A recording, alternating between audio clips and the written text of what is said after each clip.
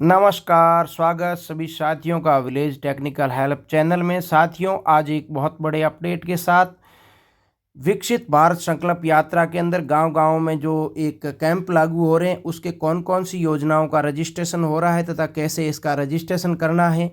तो अपन वीडियो शुरू करते हैं। उससे पहले चैनल को सब्सक्राइब करें तथा वीडियो को लाइक करें, लोगों को तक भेजें। पहली योजना है आयुष्मान भारत योजना, जिसका मुख्य उद्देश्य है कि चिकित्सा क्षेत्र में लोगों को चिकित्सा का लाभ देना तथा स्वास्थ्य क्षेत्र में निःशुल्क इलाज करना।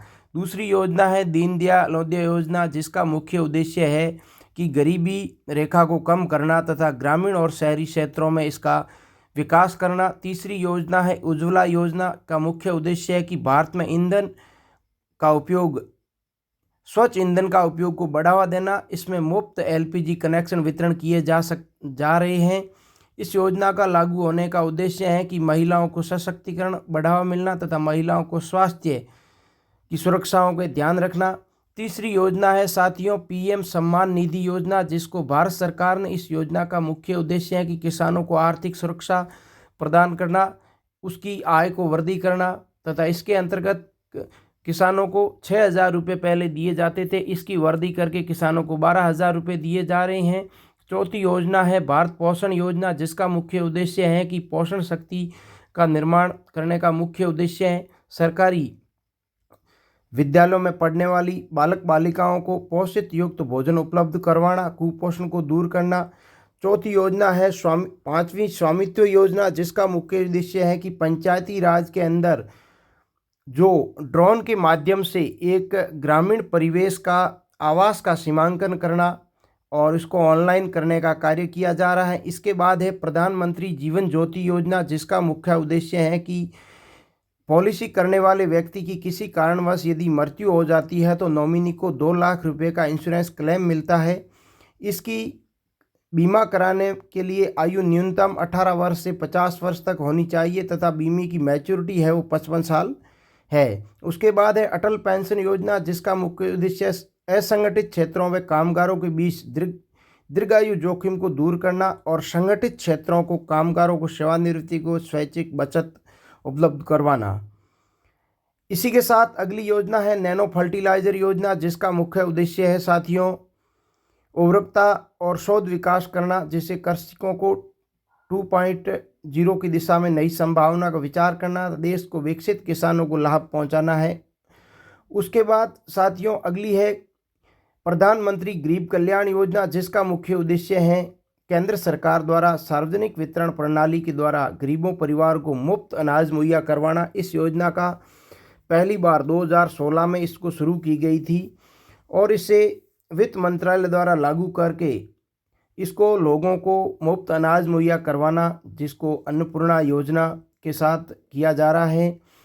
इसके बाद अगली है प्रधानमंत्री आवास योजना, जिसका मुख्य उद्देश्य है कि गरीबी रेखा से नीचे जीवन यापन करने वाले परिवारों को हर घर अपना हो, इसके लिए किराए के मकान में नहीं रहना पड़े, एक लक्ष्य के साथ पूरा किया जाता है। इसको भी इस योजना को बढ़ावा देते हुए अभी भी इसके घरों का वितरण किया जा रहा है। इसी के साथ पीएम विश्वकर्मा योजना, जिसमें कारीगर कामगारों को 15,000 तक कीमती टूल के पैसे देना तथा 5% ब्याज कम से 3 लाख रुपए का ऋण उपलब्ध करना, जिससे इसके साथ साथ 500 रुपये प्रतिदिन दैनिक भत्ता दिया जा रहा है, जो मुफ्त प्रशिक्षण कौशल के साथ उसको प्रमाण पत्र भी वितरण किया जाएगा। अगली योजना है किसान क्रेडिट कार्ड योजना, जिसका मुख्य उद्देश्य है कि वित्तीय सहायता देकर कृषि क्षेत्र में व्यापक ऋण आवश्यकताओं को पूरा करना। वर्ष 2019 तक मत्स्य पालन और पशुपालन के लिए ऋण आवश्यकताओं को पूरा करना था।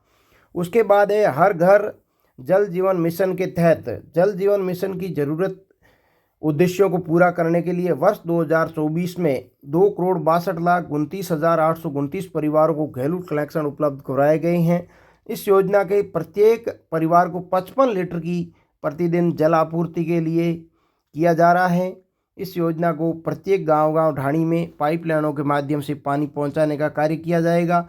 उसके बाद है प्रधानमंत्री जन धन योजना, जिसका मुख्य उद्देश्य वंचित वर्गों को, कमजोर वर्गों को कम आय वाले वित्तीय सेवाएं जैसे मूल बचत बैंक के उपलब्ध आवश्यकता अनुसार निर्धारित ऋण उपलब्ध करवाना तथा उसकी सुविधा अनुसार पेंशन वगैरह उस खाते में जमा होना। उसके बाद है प्रधानमंत्री सुरक्षा बीमा योजना, जिसका मुख्य उद्देश्य है कि एक दुर्घटना बीमा पॉलिसी है। इसके अंतर्गत बीमित व्यक्ति को दुर्घटना के समय मृत्यु तथा अपंग होने की स्थिति में आर्थिक सहायता दी जाती है। ये दुर्घटना के समय बीमित व्यक्ति की मृत्यु हो जाती है तो उसको क्लेम राशि नॉमिनी को दी जाती है।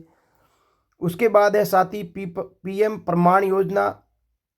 इसकी योजना का मुख्य उद्देश्य है कि केंद्र सरकार द्वारा केमिकल फर्टिलाइजर सब्सिडी बोझ को कम करना, क्योंकि हर साल किसानों को केमिकल फर्टिलाइजर की मांग ज़्यादा रहती है। इसी क्षेत्र में केंद्र सरकार उसके ऊपर सब्सिडी का बोझ हर साल बढ़ावा मिलता है। ये साथियों थी केंद्र सरकार की जो अभी विकसित भारत योजना के तहत गांव-गांव में एक कैंप के माध्यम से इस योजनाओं का रजिस्ट्रेशन किया जा रहा है। इसी के साथ ही साथियों अगली योजना है जो एक इसमें जहाँ चुनाव हुए हैं वहाँ पर एक संकल्प पत्र की 15 बड़ी योजना है, जिसमें राजस्थान, मध्य प्रदेश, छत्तीसगढ़, इसके अंदर संकल्प पत्र में जो योजनाएं जारी की गई हैं, जिसको महिला सुरक्षा को बढ़ावा देने के लिए उसको थाना उपलब्ध करवाना, किसानों को गेहूं के उपज के 27 रुपये प्रति क्विंटल खरीदना। इसी के साथ ही किसान लाडो प्रोत्साहन योजना, हर बच्ची को 2 लाख रुपए तक सेविंग बॉन्ड बनाना। इसके साथ सालाना 6,000 रुपये की रिपार्टमेंट किया जाना। वह 9वीं कक्षा में पहुँचने के बाद 8,000 रुपये डिपॉजिट किया जाएगा। 10वीं में आने के बाद 10,000, 11वीं में आने के बाद 12,000, 12वीं में आने के बाद 14,000 उसके खाते में जमा होंगे। इसी के साथ साथियों मातृ वंदना योजना, जिसकी प्रसूति होने पर 5,000 रुपये दिए जाते हैं, इसको बढ़ा करके 8,000 रुपये किए जा रहे हैं। गरीब एवं आर्थिक रूप से छात्र जो कमज़ोर वर्ग के हैं, जो पढ़ नहीं पा रहे हैं, उसको बैंक खाते में हर साल 1,200 रुपये डिपॉजिट किए जाएंगे ताकि वे स्कूल ड्रेस और पुस्तकें खरीद सकें। इसी के साथ साथ साथियों टूरिज्म को बढ़ावा दिया जा रहा है। एम्स के ITI के तर्ज पर टेक्नोलॉजी इंस्टीट्यूट खोले जाएंगे तथा 5 साल में 2.5 लाख नौकरियां दी जाएगी तथा 5 साल में 15,000 डॉक्टर्स व 20,000 पैरामेडिकल्स की भर्ती की जाएगी। इसी के साथ साथियों जो केंद्र सरकार राजस्थान में बीजेपी की सरकार आने के बाद पहले जो कांग्रेस सरकार की जो योजनाएं थी उसके बारे में हमारे मुख्यमंत्री श्री भजनलाल जी शर्मा द्वारा कहा गया कि मुख्यमंत्री चुनाव के समय जो घोषणाएं की गई हैं उस योजनाओं को बंद नहीं किया जाएगा, उस योजनाओं को विकसित किया जाएगा।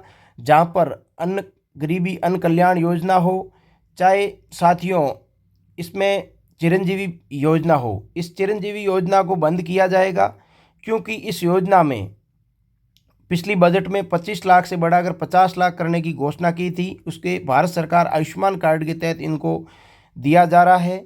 तो साथियों ये फ्री बिजली योजना, जिसको सरकार का 700 करोड़ रुपए का बोझ आ रहा है हर महीने, तो इनको भी बंद करने जा रही है। तथा तेल और पेट्रोल और डीजल के दामों में इस बार रियायत मिल सकती है तथा पेट्रोल और डीजल के दाम लोकसभा चुनाव से पहले इनको कम करने के लिए दूसरे राज्यों के बराबर किए जाने से बाद मौजूदा आय को भरपाई कैसे हो, इसमें सरकार की एक चुनौती बनेगी। इसी के साथ इस बार गहलोत सरकार द्वारा मुफ्त बिजली 200 यूनिट तथा 2,000 यूनिट थी, उनको फिलहाल बंद करने के लिए 7,000 करोड़ रुपए का बोझ सरकार पर पड़ेगा।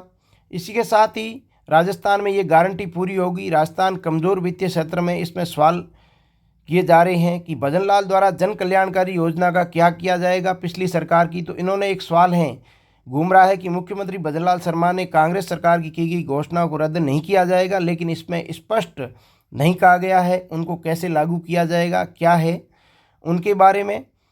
तो टॉप सबसे ज़्यादा राजस्थान पंजाब के बाद सबसे ज़्यादा कर्ज इस बार बढ़ा हुआ है। तो केंद्र सरकार और तथा राज्य सरकार मिल करके इस योजनाओं को पूरा राजस्थान में 100 दिवस के मिशन के तहत पूरा किया जाएगा।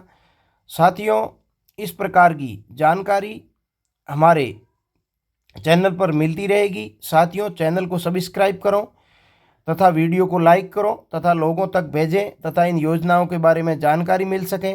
साथियों इस प्रकार से राजस्थान के अंदर पेट्रोल और डीजल के दाम कम हो सकते हैं, क्योंकि आगे लोकसभा के चुनाव है।